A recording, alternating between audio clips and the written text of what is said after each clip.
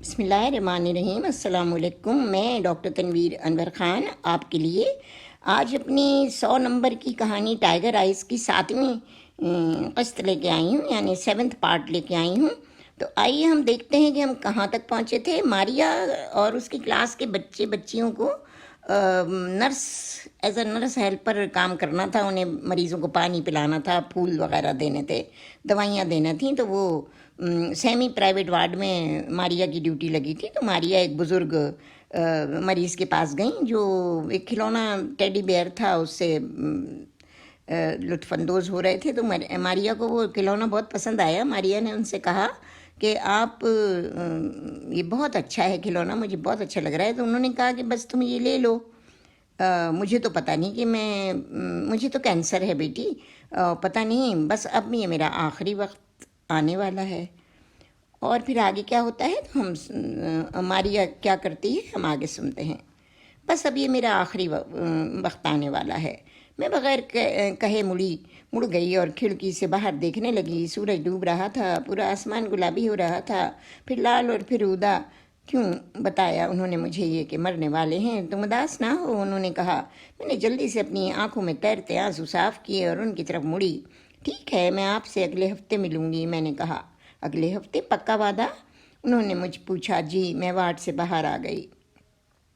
بٹسی aunty آج کل بچوں کی تربیت پر ایک کتاب پڑھ رہی تھیں، اور شاید اس کا نتیجہ تھا کہ اب ہمارے کھانے پینے کا خاص خیال رکھا جانے لگا، اور ہمارے دلیے میں ایک چائے کا چمچہ بھوسی ملائی جانے لگی تاکہ بڑے ہو کر ہمارے میدے خراب نہ ہوں۔ بٹسی آنٹی ہمیں اتنا سیریس لے رہی تھیں جیسے ہم ان کے بچے ہوں اور وہ ہماری ذمہ داری ہوں، مگر مجھے اندازہ ہو رہا تھا کہ ہم لوگ بہت جلد گھر واپس جائیں گے۔ اس لیے کہ ممی نے ماہر نفسیات مسز میری آلنک سے 4 ملاقاتیں کی تھیں اور آنٹی کے ساتھ ایکسرسائزز کی کلاسز بھی جوائن کی تھیں۔ مجھے اب وہ پہلے سے زیادہ تندرست نظر آ رہی تھیں، مگر اب بھی وہ اپسیٹ اور ڈسٹرب تھیں۔ اکثر گفتگو کے دوران اٹھ کر اپنے کمرے میں چلی جاتیں، اور کبھی کبھی جب میں ان سے بات کرنا چاہتی تھی کہ بٹسی آنٹی نے مجھے کچھ رقم دی ہے، تو وہ سنی انسنی کر دیتی تھیں۔ میں نے ایک شام ممی سے پوچھا، میری آپ سے کس بارے میں بات کرتی ہیں؟ میں اس وقت کچن کاؤنٹر پر بیٹھی چپس کھا رہی تھی، امی پالک کی پائی بنا رہی تھیں۔ آج انہوں نے کھانا بنانے کے لیے اپنی خدمات پیش کر دی تھیں، لیکن بٹسی آنٹی مجھے کچھ زیادہ خوش نظر نہیں آ رہی تھیں، کیونکہ وہ کچن کا کام کو اپنا معمول سمجھتی تھیں، جبکہ یہ پہلا موقع تھا کہ لاس ایلماس میں ممی کھانا بنا رہی تھیں۔ ہم ہر طرح کی باتیں کرتے ہیں، میرے سوال کے جواب میں ممی نے کہا۔ ان کے ساتھ باتیں کرنا آسان ہے۔ کیا آپ نے ڈیڈی کے بارے میں بات کی، خاص طور پر اس رات کے بارے میں؟ میں نے سوال کیا۔ ممی ذرا سی ہچکچائیں۔ ہاں، انہوں نے نظریں نیچے کی، آہستہ سے کہا۔ میں نے سوچا یہ کیسے ہو سکتا ہے کہ ممی میری سے ان کی بات کریں اور مجھ سے نہ کریں۔ جب کھانا تیار ہو گیا تو میں نے ممی کے ساتھ سب کو پیش کیا۔ والٹر انکل نے پالک پائی اٹھائی، اور مجھے یہ سوچ کر غصہ آ رہا تھا کہ کہیں ممی یہ نہ محسوس کریں کہ کھانے میں خرابی ہے، کیونکہ والٹر انکل سے کچھ بعید بھی نہ تھا۔ واہ زبردست، بٹسی آنٹی نے کہا۔ میں نے کئی سالوں سے پالک کی پائی نہیں بنائی ہے، والٹر کو پسند نہیں ہے۔ جملہ مکمل کرتے ہی انہوں نے ایک دم اپنا منہ ہاتھ سے بند کر لیا۔ انہیں یہ احساس ہو گیا کہ انہوں نے کچھ غلط بات کہہ دی ہے۔ میرا خیال ہے تم یہ کہنا چاہ رہی تھی کہ میں خاص طور سے آلو اور گوشت کھانے والا آدمی ہوں، وہ سمجھانے کے انداز میں بولے۔ کوئی بات نہیں، یہ میری غلطی ہے، مجھے کھانا بنانے سے پہلے پوچھ لینا چاہیے تھا، ممی نے آہستہ سے کہا۔ مجھے ڈر لگ رہا تھا کہ کہیں اس بات پر ممی رونے نہ بیٹھ جائیں۔ وہ بہت آنسو ہو رہی تھیں، اور میں چاہ رہی تھی کہ یہ مرحلہ آسانی سے گزر جائے، مگر میز پر ایسا ماحول نہ تھا۔ میں یہ بات کبھی نہیں بھول سکتی کہ جس دن ڈیڈی فوت ہوئے تھے، اس روز ہمارے گھر میں پالک پائی پکی تھی۔ ہم چاروں ساحل کے کنارے چہل قدمی کر رہے تھے، میں، امان، ممی اور ڈیڈی، اور ہم سب اونچی آواز میں گانا گا رہے تھے۔ دس اولڈ مین، ممی اور ڈیڈی ایک دوسرے کی باہوں میں بائیں ڈالے بہترین موڈ میں تھے، اور میں سوچ رہی تھی کہ کبھی میں بھی اسی طرح سلمان کے ساتھ گھوموں گی کہ امان نے میرے اوپر بالٹی میں پانی لا کر ڈال دیا اور میرا سپنا ٹوٹ گیا۔ میں اس کے پیچھے دوڑی تو وہ مجھے چڑھاتے ہوئے بولا، تم مجھے نہیں پکڑ سکتی ہو، ہرگز نہیں پکڑ سکتی ہو۔ اور پھر جب گھر لوٹے تو کھانے کے لیے ہری ہری سلاد تھی اور پالک پائی اور کھٹی ڈبل روٹی تھی، اور اس وقت میں نے سوچا کہ کاش امان بھی یہ سب کچھ یاد کر رہا ہو، مگر وہ تو کھانے میں مصروف تھا۔ تمہارا نیا اسکول کیسا ہے؟ میں نے ماحول کی خاموشی کو توڑنے کے لیے امان سے پوچھا۔ میری ٹیچر اتنی لمبی ہیں کہ وہ کھڑکی بغیر کسی ڈنڈی کے کھول لیتی ہیں، امان نے کہا۔ واہ، اتنی لمبی ہیں اور اسمارٹ بھی ہیں اور انہیں سب کچھ پتہ ہے، امان نے کہا۔ یہ سمجھو کہ وہ دیکھنے سننے میں بھی بہت اچھی ہیں۔ میں نے تو تم لوگوں سے کہا تھا کہ یہاں بہترین اسکول ہیں، بٹسی آنٹی نے ہماری گفتگو میں شرکت کرتے ہوئے کہا۔ دوسری رات میں اور امان لیونگ روم میں آرام کر رہے تھے اور ہم منوپلی کھیل رہے تھے۔ امان نے پہلے ورجینیا ایونیو لے لیا تھا، ہم وہاں اٹلانٹک سٹی میں رہتے تھے، اس لیے وہ ہمیشہ ورجینیا ایونیو لے لیتا تھا۔ میرے پاس سینٹ چارلز پیلیس اور اسٹیٹ اسٹریٹ تھی، اس نے وہ خریدی۔ مونوپولی کھیلتے ہوئے مجھے شدت سے اپنا گھر یاد آ رہا تھا۔ والٹر انکل اور بٹسی آنٹی ممی کو کسی پارٹی میں لے جا رہے تھے۔ ممی جب سیڑھیاں سے اتر رہی تھیں تو انہوں نے ایک لمبا سا اسکرٹ اور کالا سویٹر پہنا تھا۔ آپ بہت اچھی لگ رہی ہیں، میں نے کہا۔ شکریہ بیٹی، انہوں نے کہا، اور آپ کے پاس سے خوشبو بھی اچھی آ رہی ہے۔ انہوں نے امان کو گڈ نائٹ کہنے کے لیے جھک کر پیار کیا تو وہ بھی بول پڑا، یہ شینل نمبر 5 ہے، آج ہی خرید کر لایا۔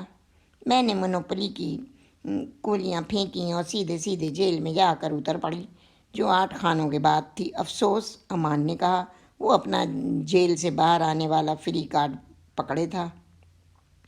والٹر انکل بٹسی آنٹی ممی کو کوٹ پہنانے لگے اور بولے، پولیس اور فائر بریگیڈ کے نمبر کچن بورڈ پر لکھے ہیں اور وہیں پر اس جگہ کے بھی نمبر ہیں جہاں ہم جا رہے ہیں۔ اگر کوئی تکلیف ہو تو ہمیں فون کر دینا۔ ممی، میں نے کہا، آپ کو معلوم ہے کہ میں اٹلانٹک سٹی میں بیبی سٹنگ کرتی تھی؟ مجھے یہ سب باتیں معلوم ہیں۔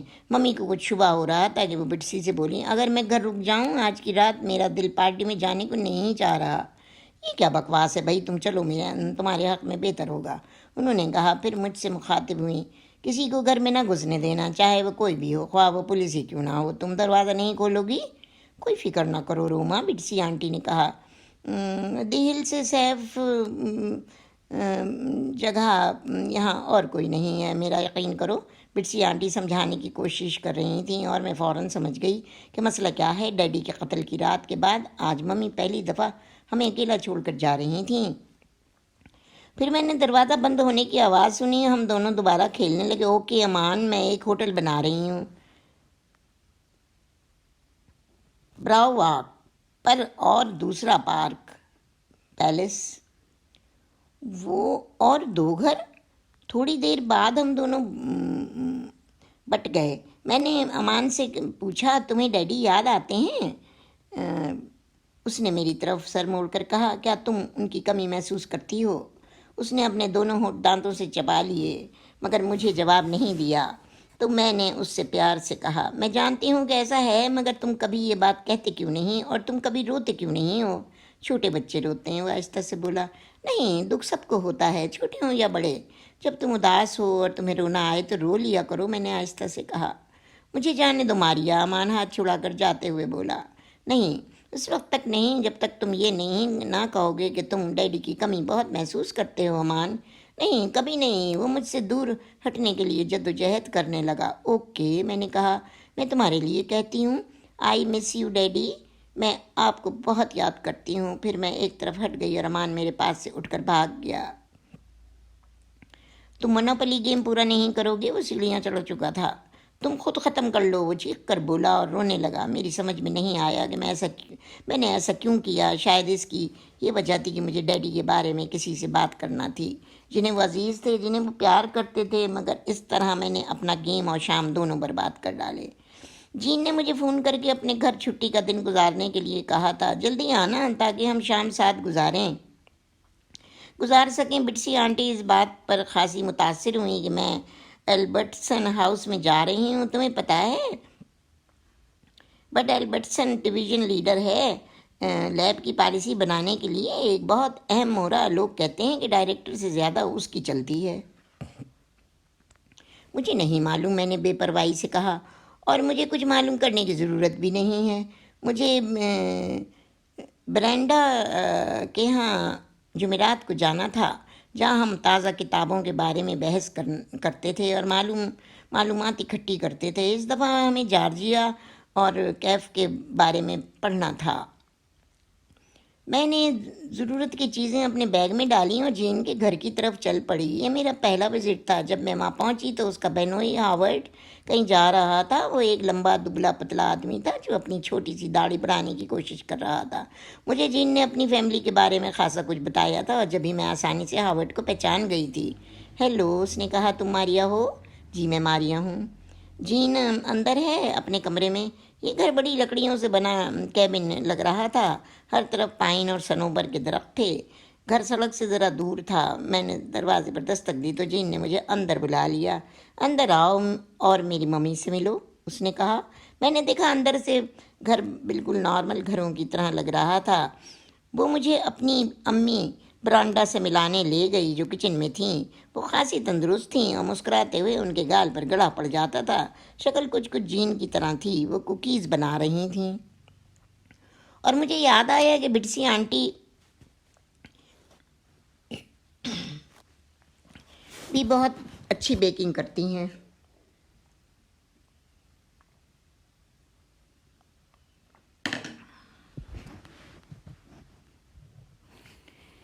پٹسی آنٹی بھی بہت اچھی بیکنگ کرتی تھیں، جس میں عام طور پر امان ان کا مددگار ہوتا۔ وہ دونوں مل کر چاکلیٹ چپس بناتے، لیمن جوس، ایپل ساس، جو کا دلیا اور جانے کیا کیا۔ اور میں اس بات سے بڑی خوش تھی کہ جب ہم اپنے گھر واپس جائیں گے تو اس وقت تک وہ اپنی بیکری کے لیے بہترین چیزیں بنانا سیکھ جائے گا۔ اور یہ بھی آئیڈیا تھا کہ ہم ایک کوکیز شاپ کھولیں گے جس کا نام امان ویکسلر کوکیز اسپیشلسٹ شاپ ہوگا، یا اسی طرح کی کوئی اور چیز۔ میں پبلسٹی کروں گی اور ممی بزنس سنبھالیں گی اور بڑے بڑے ہوٹل ہم سے سپلائی لیا کریں گے اور ہم پوری دنیا میں اپنا مال سپلائی کریں گے۔ ہم ایک سمندر کے کنارے اپارٹمنٹ کے پینٹ ہاؤس میں رہیں گے تاکہ ہر کمرے سے سمندر کا نظارہ ہو سکے۔ میں اکثر ایسے خواب دیکھا کرتی تھی اور اس وقت یہ خوابوں کا محل جین کی آواز سے ایک پل میں بکھر گیا، ٹوٹ گیا۔ ہیلو ماریا، جین کی امی نے کہا، مجھے تم سے مل کر بڑی خوشی ہوئی۔ ایک خوبصورت سا گول مٹول بچہ کچن میں کھیل رہا تھا۔ جین نے اسے گود میں اٹھا لیا اور اس کے گول گول گال پر پیار کیا۔ یہ میرا بھانجا رابی ہے، کتنا پیارا ہے نا۔ جین نے اسے مجھے تھمایا تو اس نے میرے بال کس کے پکڑ لیے اور انہیں چوسنے کی کوشش کرنے لگا۔ ہم لوگ ہنس پڑے اور وہ بھی کچھ نہ سمجھتے ہوئے ہنس پڑا۔ رابی ہاورڈ اور لنڈا کا بیٹا تھا اور یہ جین کی وہ بہن تھی جو ایک زمانے میں نیو میکسیکو کے مقابلے کے فائنل راؤنڈ میں پہنچی تھی۔ جین کی دوسری بہن ٹیفی اسکول میں پڑھاتی تھی اور ہفتے میں ایک دفعہ گھر آتی تھی۔ تمہارے والد کدھر ہیں بھائی؟ میں نے جین کے ساتھ چلتے چلتے پوچھا۔ وہ اپنے کمرے میں ہیں، وہ ایک بند کمرے دروازے کی طرف اشارہ کرتے ہوئے بولی۔ وہ سوچ رہے ہیں، عادت ہے ان کی، وہ ہر سنیچر کو صرف سوچتے ہیں۔ مگر تم ان سے کھانے پر مل سکتی ہو۔ آؤ اب اوپر کے کمرے میں چلو، میرا کمرہ بکھرا پڑا ہے، میں بس الماریاں سیٹ ہی کر رہی تھی، جین نے کہا، اور میں سیڑھیاں چڑھ کے اس کے کمرے میں چلی گئی۔ میری امی وومنس ہائیکنگ ایسوسی ایشن کی صدر ہیں، جین نے کہا۔ میری امی کو ہر جنگلی پھول کا نام یاد ہے جو ساؤتھ ویسٹ میں ہوتا ہے۔ یہ تو بڑا اچھا ہے، میں نے کہا۔ جین کے پورے کمرے میں کپڑے ہی کپڑے بکھرے پڑے تھے۔ میں نے تم سے کہا تھا کہ میرا کمرہ بکھرا پڑا ہے۔ وہ یادگار باتھ ٹب کہاں ہے بھائی؟ تم کیا ابھی نہانا چاہتی ہو اس میں؟ نہیں، وہ ایک تاریخی ہے، اس لیے دیکھنا چاہتی ہوں۔ وہ میرا ہاتھ پکڑ کر ایک ہال میں سے ہوتی ہوئی باتھ روم میں لے گئی۔ یہ رہا وہ ٹب۔ میں نے دیکھا اولڈ فیشن کا وہی ٹب تھا جو پایوں پر فرش سے اونچائی پر کھڑا تھا۔ ایک ٹھنڈے پانی کا حصہ تھا اور دوسرا گرم پانی کا۔ میں نے اس پر دستخط کیے ہوئے وہ نشانات دیکھنا چاہے جن پر لکھا تھا رابرٹ اوپن ہیمر، جے رابرٹ اوپن ہیمر۔ اس میں نہایا کرتا تھا مگر مجھے ایسا کچھ نظر نہیں آیا۔ حالانکہ نیو جرسی میں ایسی بہت سے نشانات ہوتے ہیں جن پر لکھا ہوتا ہے کہ جارج واشنگٹن یہاں سوئے تھے، جارج واشنگٹن نے یہاں کھانا کھایا تھا۔ اب میں تصور میں اوپن ہیمر کو ٹب میں بیٹھا دیکھ رہی تھی۔ کیا پتا انہیں پانی میں ڈوبے ڈوبے خیال آ گیا ہو یا پھر امان کی طرح پلاسٹک کشتی چلاتے ہوئے پانی میں خیال آیا ہو۔ کسی کو کیا پتا کہ کس سائنسدان کے ذہن میں کون سا خیال چل رہا ہے۔ ہم واپس جین کے کمرے میں آ گئے۔ میں اس کے بستر پر لیٹ گئی۔ اس نے ریڈیو کھولا۔ پرانے گانے بج رہے تھے۔ وہ اپنے کپڑے طے کر کے رکھ رہی تھی۔ میں گانے سنتے ہوئے جین کے کمرے کا جائزہ بھی لے رہی تھی۔ دیواروں پر 3 بڑے بڑے پوسٹر لگے تھے، نہ جانے کس کس کے تھے، اور ان پوسٹرز پر ہر طرف لپسٹک کے نشانات ہی نشانات تھے۔ میں اس طرح سے اپنی لپسٹک بلاٹ کرتی ہوں پوسٹرز پر، ہونٹ چپکا کر وہ مجھے بتا رہی تھی، وہ پوسٹر پر لپسٹک چپکاتی تھی اور میں اپنے تکیے پر۔ میں نے سوچا مگر اسے یہ نہ بتایا، ہاں البتہ یہ کہا تم تو مجھے کبھی کلاس میں میک اپ میں نظر نہیں آئیں۔ ہاں میں 9ویں گریڈ میں پورے میک اپ میں ہوتی تھی مگر پھر چھوڑ دیا۔ مجھے حیرانی تھی کیونکہ جین مجھے میک اپ کے ساتھ تجربے کرنے والی لڑکی نہیں لگ رہی تھی، مگر مجھے یاد ہے کہ میں اور لائلہ اکثر وولورتھس کی دکان